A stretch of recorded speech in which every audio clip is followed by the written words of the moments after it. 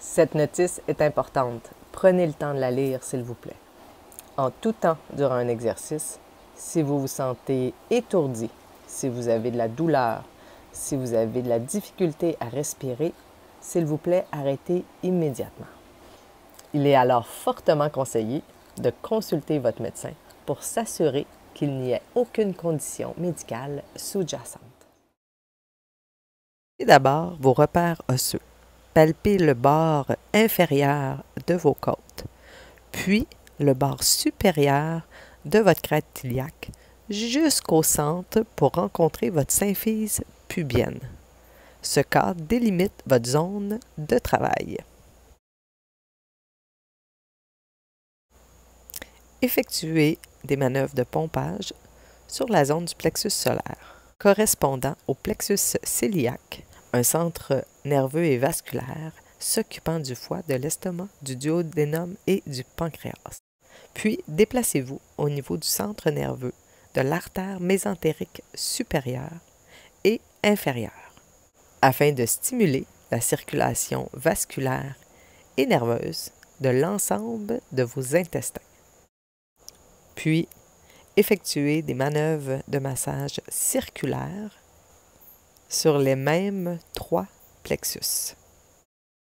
Notez que selon certaines pratiques énergétiques ou en polarité, la rotation horaire serait à privilégier.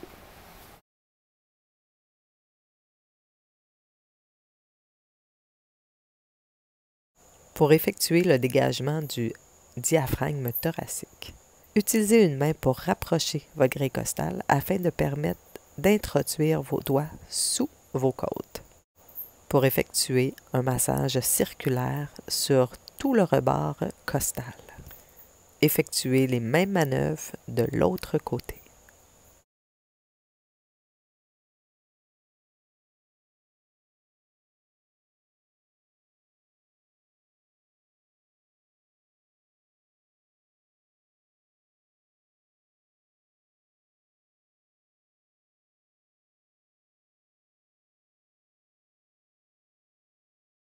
Terminez avec quelques effleurages, commençant du centre vers les côtés, créant un léger pompage et stimulant la circulation locale.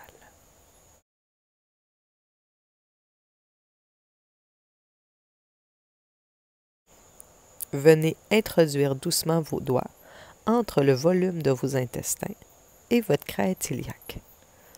Pour avoir plus de facilité à entrer, il est important de plier vos genoux. Effectuez de légères manœuvres circulaires dans l'objectif de décoller le volume des intestins de la paroi osseuse. Il est important de faire ces manœuvres sur l'ensemble du pourtour osseux en passant par votre symphyse pubienne. Vous aurez ainsi un impact sur votre cécum et la partie basse du côlon ascendant, au centre sur le volume de la vessie et à gauche sur le sigmoïde, la partie basse de votre côlon.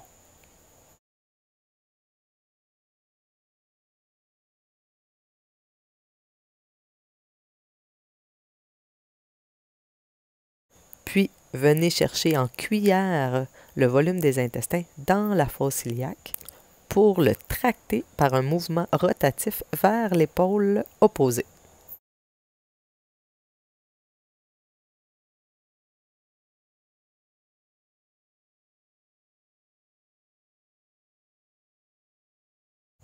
Refaites exactement les mêmes manœuvres du côté du cécum.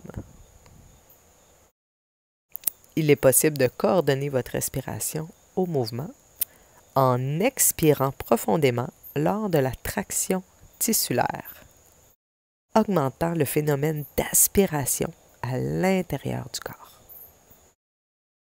Positionnez vos mains en pince entre vos côtes et votre bassin de chaque côté pour amener vos côlons en rotation interne, puis en rotation externe. Laissez votre bassin naturellement suivre ce mouvement de rotation par de légères bascules, participant à l'effet de pompage recherché. Effectuez une compression de votre cage thoracique sur l'expiration, puis un relâchement soudain sur l'inspiration afin d'effectuer un pompage de votre système digestif supérieur. Puis ajoutez un mouvement de rotation vers l'extérieur et d'ouverture costale pour aller ouvrir les angles coliques droite et gauche. Vos doigts, venez chercher votre côlon transverse et accompagnez-le dans un mouvement de rotation antérieure, puis de rotation postérieure au rythme de votre respiration. Naturellement, le côlon transverse fait une rotation antérieure sur l'inspiration. Terminez avec une manœuvre de mise en tension longitudinale pour venir étirer et allonger le côlon. Intégrer le travail du côlon transverse et des angles coliques. Effectuez des manœuvres d'effleurage, débutant de l'angle colique vers le centre du côlon transverse. Effectuez les mêmes manœuvres de l'autre côté.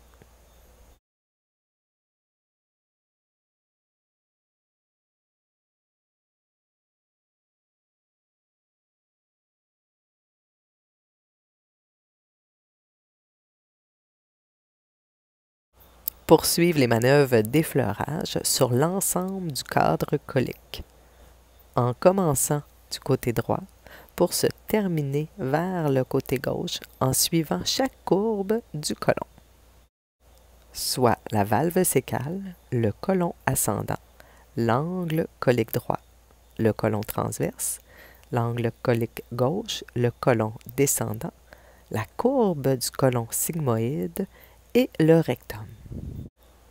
Notez que le rectum dépasse légèrement le nombril vers la droite. Puis, venez délimiter la zone du petit intestin en effectuant un gentil bercement vers la droite et vers la gauche. Puis, effectuez des manœuvres d'effleurage dans le sens anti-horaire sur le pourtour du petit intestin. Puis, pour bien séparer le petit intestin du cadre colique, venez faire des manœuvres un peu plus profondes, circulaires, tout autour du volume de l'intestin, en passant plus de temps et plus de profondeur dans les endroits plus rigides. Vous pouvez aussi accompagner vos manœuvres de légères flexions vers la droite ou vers la gauche des genoux pour augmenter la tension.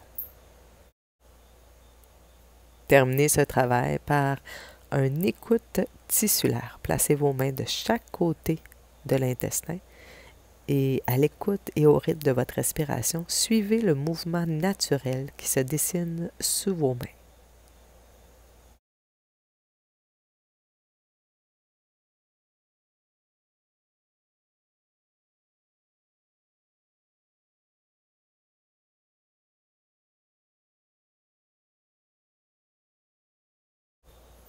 Remontez vers votre gauche pour venir faire des effleurages le long de votre estomac.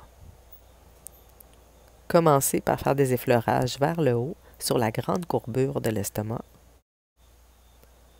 Puis laissez votre mouvement faire un tour complet en ajoutant une inclinaison gauche du tronc.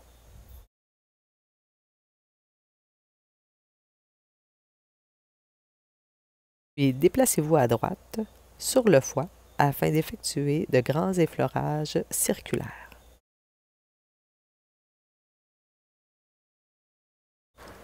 Terminez par un mouvement de rotation interne de la cage thoracique avec une inclinaison à droite de l'épaule, berçant ainsi l'organe dans son mouvement respiratoire primaire. Le massage viscéral abdominal peut être fait chaque jour, mais idéalement en fin de journée. Effectuez un minimum de 5 à 10 manœuvres par étape.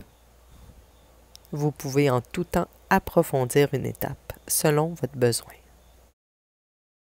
L'intensité, la profondeur et la force de chaque manœuvre est laissée à votre discrétion.